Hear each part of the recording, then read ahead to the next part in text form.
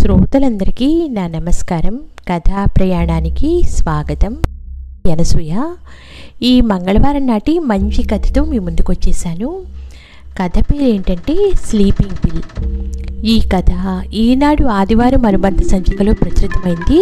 కథా రచయిత శ్రీ జీవి రమేష్ గారు. ఈ కథ నాకెంతగానో నచ్చింది, మీ అందరికీ కూడా నచ్చుతుంది అని ఆశిస్తున్నాను. ఇక కథలోకి ప్రయాణం చేద్దాం. సెక్యూరిటీ గార్డ్ సెల్యూట్ని టీవీగా అందుకుంటూ ఖరీదైన కారు ఆ కార్పొరేట్ ఆఫీస్ ముందు ఆగింది. జగదీష్ కారు దిగి హుందాగా ఆఫీసులో అడుగుపెట్టాడు.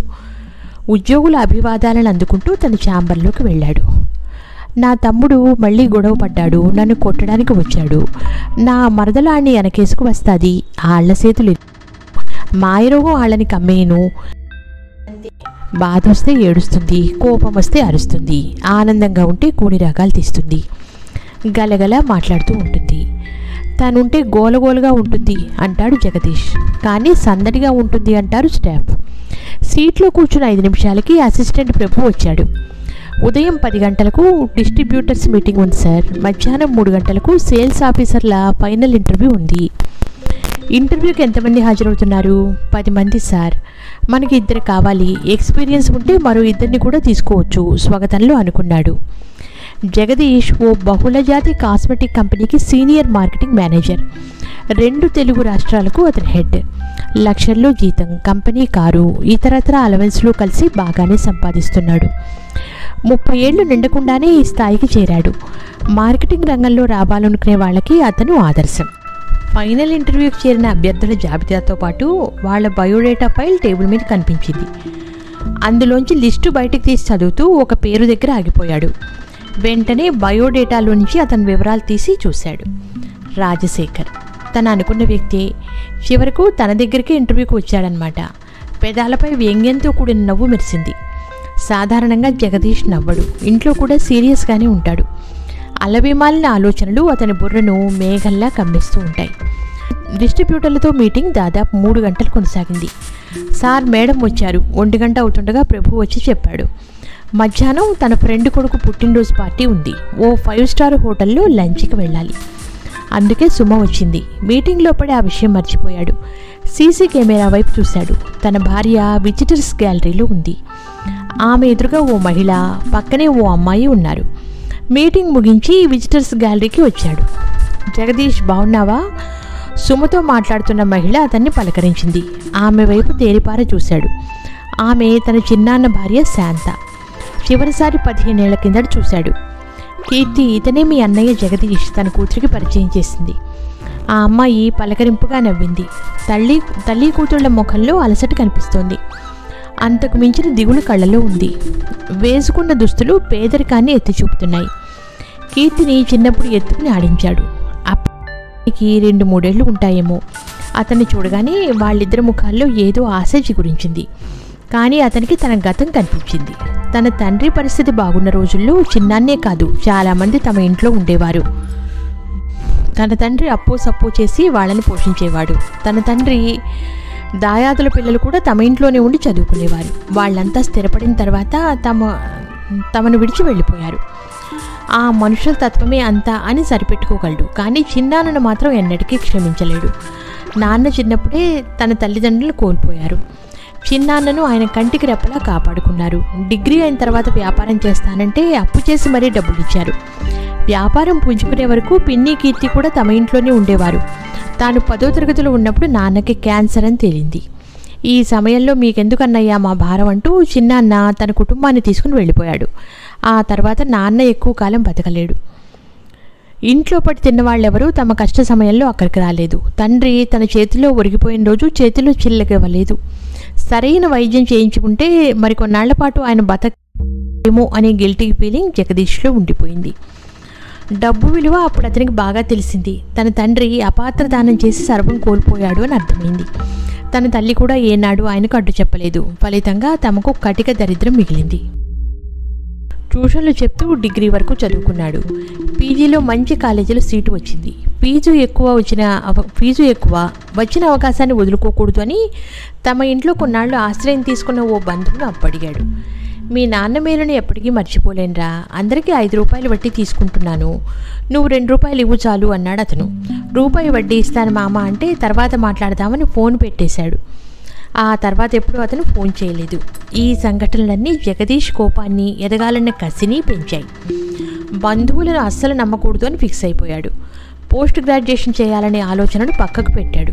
21 ఏళ్లకే మార్కెటింగ్ రంగంలోకి దిగాడు. అంచెలంచెలుగా ఎదిగాడు. పెళ్లి చేసుకుని నిలదొక్కునే సమయానికి తల్లి కూడా చనిపోయింది. తన కష్టాలను చూసిన తల్లి తన విజయాన్ని చూడలేకపోయినందుకు ఎప్పుడూ బాధపడుతూ ఉంటాడు. ఇంటి నుంచి వెళ్ళిపోయిన చిన్నాన్న తన తండ్రి చనిపోయినప్పుడు మొక్కుబడిగా వచ్చాడు. అతి కష్టం మీద 4 రోజులున్నాడు. బంధువుల ఫంక్షన్లలో కనిపించినా అంటీ ముట్టనట్లు ఉండేవాడు. మీ చిన్నానికి ఒంట్లో బాగాలేదట, ఆసుపత్రిలో ఉన్నారు, మీరు ఇక్కడ ఉన్నారని తెలిసి మిమ్మల్ని కలవడానికి వచ్చారు. సుమ మాటలతో గతంలోంచి బయటకు వచ్చాడు. వ్యాపారంలో నష్టపోయారు, అప్పుల పాలై ఊళ్ళో తలెత్తుకోలేక ఇక్కడికి వచ్చేశారు. పాప వీళ్ళు చాలా ఇబ్బందులు పడుతున్నారండి. తన భార్య వాళ్ళపై అంత చూపించడం జగదీష్కి నచ్చలేదు. ఇప్పటికి గుర్తొచ్చానన్నమాట మీకు. సంతోషం సుమా పద టైం అవుతోంది అంటూ కారు వైపు నడిచాడు. ఈ మాట వినగానే అక్కడున్న 2 ముఖాలు పాలిపోయాయి. వాళ్ళ వైపు నిస్సహాయంగా చూస్తూ సుమ అతని వెంట నడిచింది. జగదీష్ కారు డ్రైవ్ చేస్తున్నాడు. మనసు మాత్రం ప్రశాంతంగా లేదు. సుమకి ఆ విషయం తెలుసు. చిన్న వయసులో తగిలిన ఎదురు దెబ్బలు అతనిలోని మానవతా కోణాన్ని పూర్తిగా మరుగున పడేలా చేశాయి. బంధువుల మీద కోపం, వ్యతిరేకత తీవ్రంగా పెంచుకున్నాడు.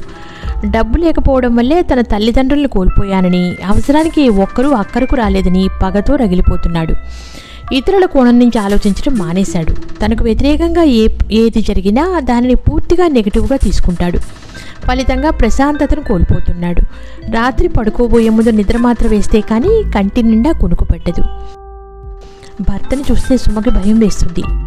బాధ పెట్టే జ్ఞాపకాలు, తన దృక్కోణమే కరెక్ట్ అనే లక్షణాలను అతని నుంచి దూరం చేయడానికి ప్రయత్నించింది. కానీ ఆమె తపనంతా నీటి మీద రాత అయింది. ఫ్రెండ్ ఇచ్చిన పార్టీలో కూడా జగదీష్ మామూలు మనిషి కాలేకపోయాడు. ఎక్కువసేపు ఉండలేకపోయాడు కూడా. 4 మెతుకులు తిని సుమన్ ఇంటి దగ్గర దించేసి ఆఫీస్కు వెళ్ళిపోయాడు. సీట్లో కూర్చున్నాడు. కానీ ఆలోచనల ప్రవాహానికి కళ్ళెం వేయలేకపోతున్నాడు. ఎదురుగా ఇంటర్వ్యూ చేయాల్సిన అభ్యర్థుల జాబితా కనిపించింది. ఆ ఫైల్ తెరవగానే కళ్ళు రాజశేఖర్ పేరు మీదకి వెళ్ళాయి. తొందరగా మంచి స్థాయికి చేరవచ్చని, ఆర్థికంగా కూడా బాగుంటుందనే ఉద్దేశంతో జగదీష్ మార్కెటింగ్ రంగాన్ని ఎంచుకున్నాడు. రాజశేఖర్ తన కొలీగ్, చాలా చురుగ్గా ఉండేవాడు. ఎంత కష్టపడ్డా పని విషయంలో ఎప్పుడూ రాజశేఖర్దే పైచేయి అయ్యేది. ఇద్దరి మధ్య అనధికారిక పోటీ ఉండేది. నీకంటే రాజశేఖర్ అన్ని విషయాల్లో పాజిటివ్గా ఉంటాడు. తన బలహీనతలను అంగీకరించగలడు. తనపై వచ్చిన విమర్శలకు సానుకూలంగా స్పందిస్తాడు. మేనేజర్ ఒకరోజు చెప్పాడు. తన బలహీనతలను చెప్పకనే చెప్పాడు ఆయన. జగదీష్ వైఖరిలో మార్పు రాకపోయినా రాత్రి పగలు కష్టపడ్డాడు. ఏడాదిలోనే రాజశేఖర్కి పోటీ ఇచ్చే స్థాయికి వెళ్ళాడు.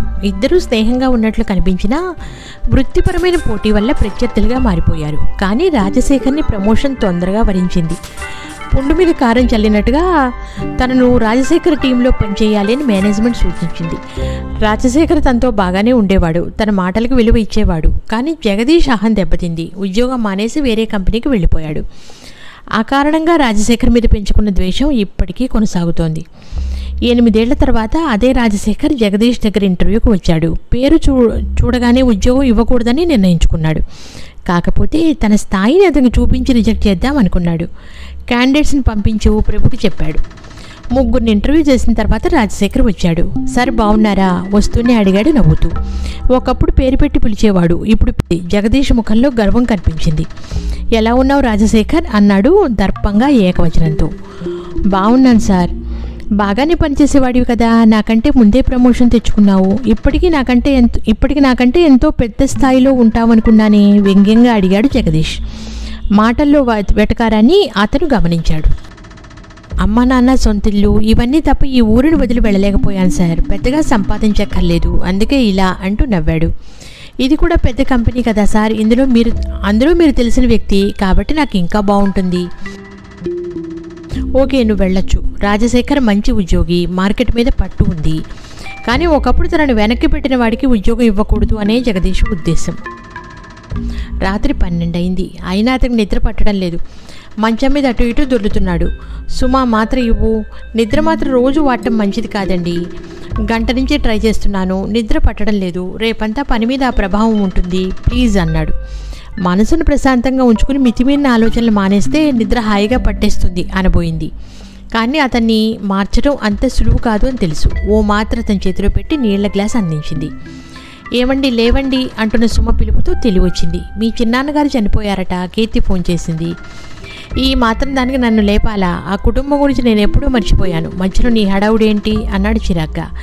ఆయన మీ సొంత చిన్నాన్న, మర్చిపోతే పోయే బంధం కాదది. బయలుదేరండి సుమ గట్టిగా చెప్పడంతో జగదీష్ అయిష్టంగానే బయలుదేరాడు. అదో చిన్న స్లమ్ ఏరియా. కారు వెళ్ళడం కూడా కష్టంగా ఉంది. ఓ అరగంట వెతికితే ఇల్లు దొరికింది. ఒక గది మాత్రమే ఉన్న రేకుల ఇల్లు అది. ఇంటి ముందు చిన్నాన్న శవం ఉంది. సుమను చూడగానే కీర్తి ఏడుస్తూ పరుగున వచ్చి గట్టిగా హత్తుకుంది. పిన్ని కళ్ళలో నీళ్లు కూడా ఇంకిపోయినట్లున్నాయి. శవం పక్కన కూర్చుని నిస్తేజంగా చూస్తోంది. ఆ బస్తీ వాళ్ళు కాబోలు ఓ నలుగురు చుట్టూ ఉన్నారు. నిన్న రాత్రి ఆసుపత్రిలో చనిపోయారట. అంత్యక్రియలకు కూడా డబ్బులు లేవు. చుట్టుపక్కల వాళ్ళు చందాలు వేసుకుంటున్నారట. ఇంట్లో 4 తిండి గింజలు కూడా లేవు. కాసేపు అయినాక భర్తతో చెప్పింది సుమ. జగదీష్ మౌనంగా వింటున్నాడు. అతని ముఖంలో ఎలాంటి భావాలు రేపు. కీర్తి ఇంటర్ ఫస్ట్ ఇయర్లో 98% మార్కులతో పాస్ అయింది. డబ్బులు లేక చదువు ఆపేసింది. ఉద్యోగం వెతుక్కుంటోంది. ఈలోగా ఇలా అంటూ ఆపేసింది సుమ. తన తండ్రి చనిపోయినప్పుడు తనది దాదాపు ఇదే పరిస్థితి. కాకపోతే అది తమ సొంతూరు కావడంతో తలో చేయి వేసి కార్యక్రమం కట్టింకిచ్చారు. అతనికి ఇక్కడ ఎక్కువసేపు ఉండాలనిపించలేదు. సుమ ఇంటికి వెళ్దాం పదా ఆమె దగ్గరకు వచ్చి లోగొంతుకుతో చెప్పాడు. ఈ పరిస్థితిలో వీళ్ళని ఇలా వదిలేసా? ఆశ్చర్యం బాధ కూడిన గొంతుతో అడిగింది. అవును పద. భార్య ముఖంలో సంశయం చూసి వస్తావా రావా అని గట్టిగా అడిగాడు. అక్కడున్న వాళ్ళంతా తమనే చూస్తుండడంతో సుమకు బయలుదేరక తప్పలేదు. ఆఫీసుకు వెళ్ళాడు. కానీ పని మీద దృష్టి పెట్టలేకపోతున్నాడు. చిన్నాన్న శవం, దిక్కుతోచని స్థితిలో ఉన్న పిన్ని, కీర్తి, ఈ దృశ్యాలు అతని కళ్ళ ముందు తారాడుతున్నాయి. నిస్సహాయ స్థితిలో ఈ నగరంలో ఓ 2 ఆడవాళ్లు బతకాలి. తెలివైన అమ్మాయి అర్ధాంతరంగా చదువు ఆపేయాలి. ఓ చిన్న ఉద్యోగంలో చేరాలి. అసలే పరిస్థితులు బాగలేవు. ఈ ఆలోచనలు జగదీష్ని స్థిమితంగా ఉండనిటం లేదు. కానీ చిన్నాన్న తమ కుటుంబానికి చేసిన ద్రోహం. ఏరా తమ్ముడు, ఒంట్లో బాగలేదట, నాకు చెప్పలేదేనరా, నేను చచ్చిపోననుకున్నావా? ఆఫీసులో కాంతమ్మ అరుపులు వినిపిస్తున్నాయి. ఏ ఆసుపత్రి? నేను వస్తున్నాను. 2 నిమిషాల తర్వాత ఆమె జగదీష్ కళ్ళ ముందు ప్రత్యక్షమైంది. తమ్ముడికి బాలేదు బాబు, ఆసుపత్రికి వెళ్ళాలి. ఓ 2000 రూపాయలు కావాలి నసుకుతూ అడిగింది. అతను నిన్ను మెడబట్టు గెంటేశాడని వచ్చి అరిచావు. ఏ ముఖం పెట్టుకుని వెళ్తావు? నిన్నే కదా అరుస్తున్నావు చిరాగ్గా అడిగాడు. అదేటి బాబు అలాగంటవేంటి? గొడవలు అయ్యాయని బంధుత్వాలు సరిపేసుకుంటామా? ఆడు నా తోబుట్టు. ఆడిపోతే ఇక ఎవరిని తమ్ముడని పిలుస్తాను? మనుషుల మధ్య 190 గొడవలు ఉంటాయి. ఆటినే పట్టుకుని ఎలాడతామా? అందరితో కయ్యం పెట్టేసుకుని ముఖం మార్చుకుని బతకడానికి మనిషిగా పుట్టడం ఎందుకు? ఈ తగువులన్నీ మనసులో ఎట్టుకుంటే రాత్రి నాకు నిద్ర పట్టదు. కోపం వస్తే గట్టిగా తిట్టేస్తాను. అక్కడితో ఆ కథే అయిపోయినట్టే. అయినోళ్ళకి కష్టం వచ్చినప్పుడు మనం పక్కన ఉండకపోతే ఎట్టా బాబు? ఈ మాటలు జగదీష్కు గట్టిగా తగిలాయి. చాలా కాలం నుంచి తన బుర్రను తొలిచేస్తున్న ప్రశ్నలన్నిటికీ కాంతమ్మ సమాధానం చెప్పినట్టు అయింది. ప్రభుని అడుగు డబ్బులు తీసుకో అంటూ సీట్లోంచి లేచి కారు వైపు పరుగు తీశాడు. సుమకి ఫోన్ చేసి చిన్నాన్న ఇంటికి వెళ్ళాలి, రెడీగా ఉండమని చెప్పాడు. ఇద్దరూ అక్కడికి చేరేసరికి ఓ 10 మంది వరకు బస్తీవాసులు వచ్చారు. తమను వదిలేసి వెళ్ళిన మనుషులు మళ్లీ ప్రత్యక్షం కావడంతో తల్లి కూతుళ్ళిద్దరూ ఆశ్చర్యపోయారు. అమ్మ, ఈ 1000 రూపాయలు పోగయ్యాయి అంటూ ఓ వ్యక్తి శాంత చేతిలో డబ్బులు పెట్టాడు. 1000 రూపాయలు శవాన్ని ఎలా లేపగలం? బస్తీ వాళ్ళంతా అడుక్కు తింటున్నారా? మీరు మనుషులు కారా అంటూ ఓ పెద్ద మరుస్తోంది. ఒరే శంకరు, ఈ చెవిదిద్దులు తాకట్టు పెట్టి డబ్బులు తీసుకురా, తల్లి కూతుళ్ళు అనాథలుగా మిగిలిపోయారు పాపం అంటూ ఆవిడ దుద్దును ఓ వ్యక్తి చేతుల్లో పెట్టింది. అమ్మ, ఇద్దరు ఆడవాళ్లే ఉన్నారు. తలకొరువు పెట్టేవాళ్ళు ఎవరైనా ఉన్నారా? లేదంటే ఆ ఏర్పాట్లు కూడా చేయాలా? ఆ మాటకు శాంత బోరున ఏడవటం మొదలుపెట్టింది. తల్లి ఆవేదనతో కీర్తి కూడా వెక్కి వెక్కి ఏడుస్తోంది. జగదీష్ వైపు చూసింది సుమ. అతని కంటి నిండా నీళ్లు. కర్కశంగా కనిపించే తన భర్త కరిగి కన్నీరవుతున్నాడు. ఏమండి అన్న సుమ పిలుపుతో ఆమె వైపు చూశాడు. తలకొరివి అంటూ సందేహంగా ఆగింది. నేనే పెడతాను అన్నాడు అప్పుడే కలలోంచి బయటకు వచ్చినట్టుగా. అమ్మ, మీ దుద్దులు మీరు తీసుకోండి. ఆ 1000 రూపాయలు కూడా ఎవరి వాళ్ళకి ఇచ్చేయండి. అంత్యక్రియల విషయం నేను చూసుకుంటాను అన్నాడు. ఇతను అంటూ ఓ పెద్దామె ఆగింది. మా బావగారి అబ్బాయి అంటున్న పిన్ని కళ్ళలో ఓ పెద్ద ఓదార్పు. కొడుకే అన్నమాట, మరింకే అంటూ దుద్దులు తీసుకుందామే. బాబు నువ్వు లేకపోతే మీ చిన్నాన్న శవం అనాథ ప్రేతంలా వెళ్ళేది, 2 చేతులు ఎత్తి దండం పెడుతూ అంది పిన్ని అంత్యక్రియల తర్వాత. డబ్బు మేకల్లో ఆయన మిమ్మల్నే కాదు మా వాళ్ళని కూడా దూరం చేసుకున్నారు. ఇలా మమ్మల్ని అనాథలుగా వదిలేశారు. సంపాదించిన 4 డబ్బులు కూడా నిలుపుకోలేకపోయారు. చెడు అలవాట్లకు బానిసై మా ఇద్దరిని రోడ్డును పడేశారు. చీర చెంగుతో కన్నీళ్లు తుడుచుకుంటూ చెప్పిందామె. ఇది నా బాధ్యత పిన్ని, మీరిద్దరూ వెంటనే మన ఇంటికి బయలుదేరండి. కీర్తి నువ్వు కావాల్సినంత చదువుకో, నీకు నేనున్నాను జగదీష్ మనస్ఫూర్తిగా అన్నాడు. వద్దులే బాబు, నువ్వు ఎన్ని ఇబ్బందులు పడ్డావో నేను ఊహించగలను. నీకు భారం కావడం మాకిష్టం లేదు. కష్టపడిన వాళ్ళకే కష్టం విలువ తెలుస్తుంది. అయిన వాళ్ళని అందులోనూ ఆడవాళ్ళని ఇలా ఒంటరిగా వదిలి వెళ్ళలేం. మీరు వెంటనే బయలుదేరండి. కీర్తి బ్యాగ్ సర్దుకో, సుమ ఆర్డర్ చేసింది. మీరు సెలెక్ట్ చేసిన ఇద్దరికీ మెయిల్ పెడుతున్నాను సార్. 1వ తేదీ నాడు జాయిన్ కావాలి అని రాశాను అన్నాడు కంప్యూటర్ ముందు కూర్చున్న ప్రభు. ఆ లిస్టులో రాజశేఖర్ పేరు కూడా కలుపు. అలాగే సార్. జగదీష్ పెదాలపై చిరునవ్వు మెరిసింది. చిన్నాన్న మరణం, కాంతమ్మ దృక్పథం జగదీష్ ఆలోచనల్లో గణనీయమైన మార్పును తీసుకొచ్చాయి. పరిస్థితులకు అనుగుణంగా మనుషులు ప్రవర్తిస్తారనే జీవిత సత్యం తెలిసొచ్చింది. అందరి మీద కోపాలు పెంచుకుని తన ఆనందాన్ని కోల్పోతున్నాను అని అర్థమైంది. అతని ప్రవర్తనలో సౌమ్యత, ముఖంలో నవ్వు తొంగి చూడటం మొదలైంది. మీకు ఇక నిద్ర మాత్రలు అవసరం లేదేమో, పిల్చి డబ్బాను డస్ట్బిన్లో పడేస్తూ అంది సుమ. గత కొన్ని రోజులుగా నిద్ర మాత్రం లేకుండానే గాఢంగా నిద్రపడుతున్న విషయం అప్పుడు గుర్తొచ్చింది అతనికి. అవును, ఇక అవసరం ఉండకపోవచ్చు అన్నాడు నవ్వుతూ. విన్నారుగా ఈ స్లీపింగ్ పిల్లనే శ్రీ జీవి రమేష్ గారి చక్కటి కథను. వచ్చే వారం మరో మంచి కథతో మీ ముందుంటాను. అంతవరకు సెలవు, నమస్కారం, ఉంటాను.